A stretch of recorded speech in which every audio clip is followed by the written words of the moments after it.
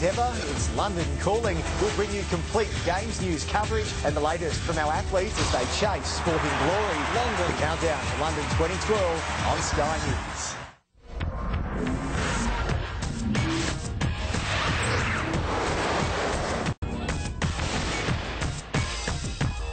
Hi, welcome back to Technology Behind Business. Great to have you with us.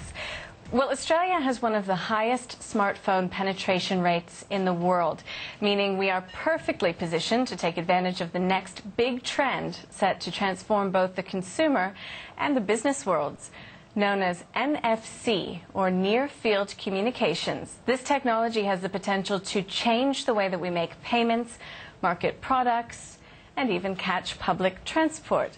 Well, to talk us through exactly what this means for business, we have on our expert panel today Frank Dorian. He's from SGS Technology Director, Michelle Gamble from Marketing Angels, and Ben Fitzgerald from Visa Australia. Welcome all to the program. Thanks for coming. Frank, let's begin with you. For those of us a little bit late to the party, just in layman's terms, explain to us what NFC is and how it's used. Okay. NFC is basically two pieces of equipment that can talk to each other without touching. They can talk in very close proximity. NFC means near field, and that means very close together. If you look at a traditional card, which is say like one of your Visa cards there, the way it works is the card has an antenna around it, and that antenna links to the chip, and the energy comes from the radio wave from the reader, gives enough power here for that to read the chip and send information back to the reader, and there. That's in simple terms, it's transferring data without touching, and that technology is the same technology that goes in your phone. So you can have either a card or you can have this technology in your phone. And Ben, the main use of this technology is for payments. Are we talking just purchases at your local store, or what does this encompass? Yeah, it can be anywhere. I mean, we've already seen the deployment of PayWave readers throughout Australia, really strong market and seeing some great growth there. So probably most of Australia's main retail brands, so your Caltex, Bunnings, McDonald's, 7-Elevens have already deployed this technology. So anywhere where PayWave is accepted with your card today, you'll also be able to do mobile payments in the future. Now, Frank, you are working closely with Parramatta City. It has received funding to get this ParaConnect smart city idea up and running. So how is Parramatta using this technology? How far along the road is the council? Okay, Parramatta it's a very visionary council and forward thinking. And they had come to the market and said technology is changing very quickly, so we're going to bring in different technologies to try out for the benefit of the city.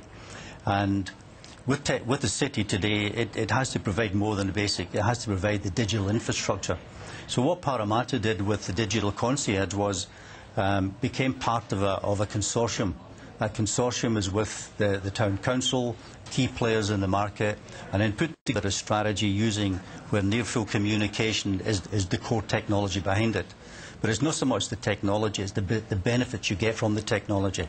So there's benefits for both the residents, there's benefits for the businesses, and there's benefits for the councils. So the benefits for the residents are that they will have one phone, and that one card or that one phone will allow them to do a multitude of transactions. So that card will allow them to do electronic process like the Visa PayWave. It will also be your library card. It will be your loyalty card. Today you have many loyalty cards in your pocket. They will all be in this one card. It'll be able to do your car parking, and then it's taking you into car parking both on street and off street. So you have functionality like if once you park your car, you will use your car to enter and leave. You'll be able to find your car using the car. You no longer lose your car in the car park. You move into meterless car parking on the street because it allows you to use GPS. So there's a lot of different functionality. This is the future. The future is here. Michelle, how do local businesses, though, really benefit? Is it that they'll have more people inclined to actually physically go to the store? Or does it open up an online market to them? It does both. I mean, it will differentiate local businesses, obviously, from their competitors by offering people more convenience. So, I know myself already that I will often go to a service station that uses PayWave rather than one that doesn't because it's quicker for me. So, obviously, that gives it some point of differentiation. It also allows local business owners to offer things like loyalty programs that are really easy for people in store to engage with. So they can be standing at a counter waiting and then easily scan their phone to join a loyalty program, to download perhaps vouchers, things like that. You could also do local area marketing, have posters with the NFC chip in it, which again would drive people into stores. And I do know that some outdoor advertisers are already rolling out technology that will allow people to scan an outdoor poster and then go and redeem some sort of offer in store, or be able to view a video about the product or the brand online. So, and from Visa's perspective, we've heard PayWave mentioned a number of times. Why is this better? It's better on a variety of levels. I mean, for consumers, it's a faster, more convenient experience. For merchants, they get better throughput in their stores.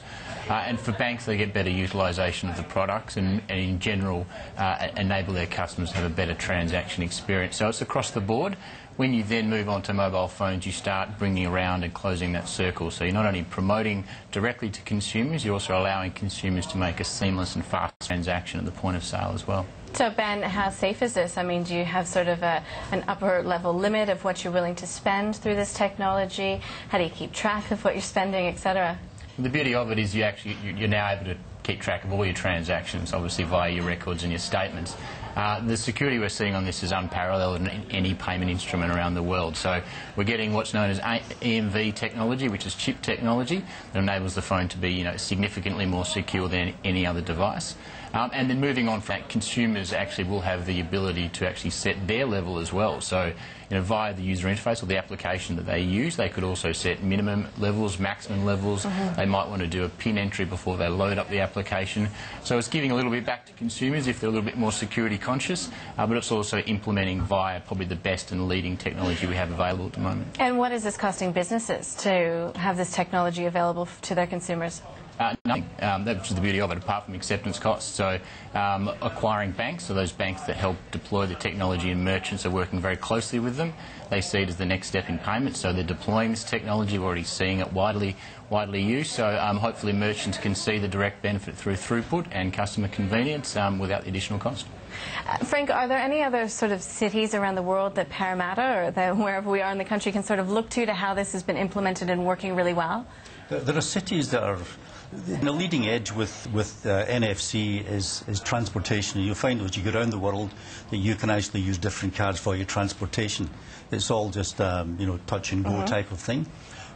You'll find that we're now moving into the payment side with Visa, etc. But nobody's actually bringing it together.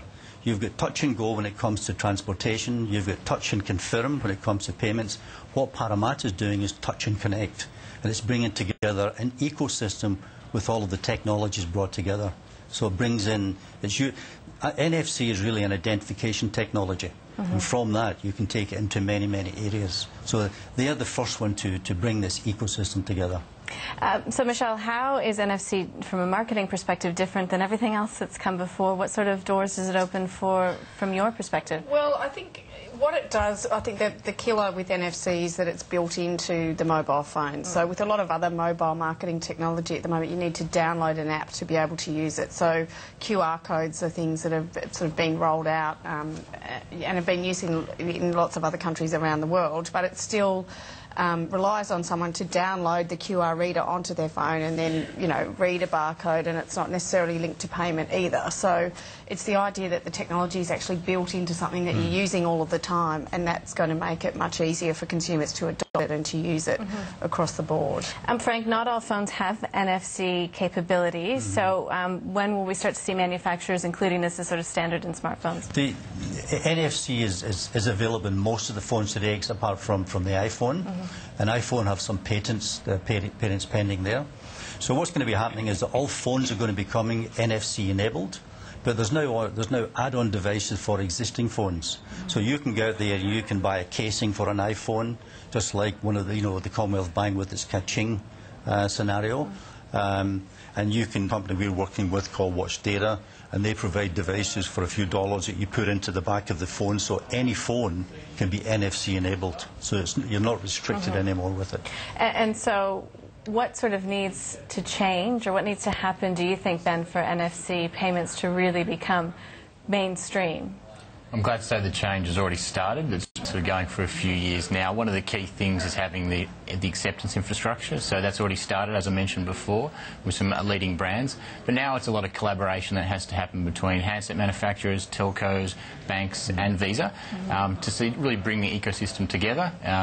There are still a number of steps that need to go through, but those things are starting to happen. So the key thing we'll see, as Frank touched on before, is handsets now hitting the market. You're already seeing with them the ones coming out, BlackBerry devices, also Samsung devices, and a number of other manufacturers doing that. So once that's out, it's up to the banks and the schemes like Visa to get together and work out how the technology gets deployed into the market. But it's certainly an imminent technology that we'll be seeing this year. Yeah, and there's been no pushback from consumers. Everybody seems quite happy to adopt this. It's probably one of the most exciting developments we've seen. We've done a number of pilots both in Australia and globally, and collectively all those findings are showing very strong results. The consumers love the technology and can't wait to have it on their phone. All right, Ben Fitzner from Visa Australia, Michelle Gamble from Marketing Angels, and Frank Dorian from SGS Technology. Thank you so much for joining us. Thank you. That's all we have time for in this week's edition of Technology Behind Business. Thank you for being with us. You can watch the show again on our website at skynews.com.au. I'm Nadine Blaney. Thanks so much for watching.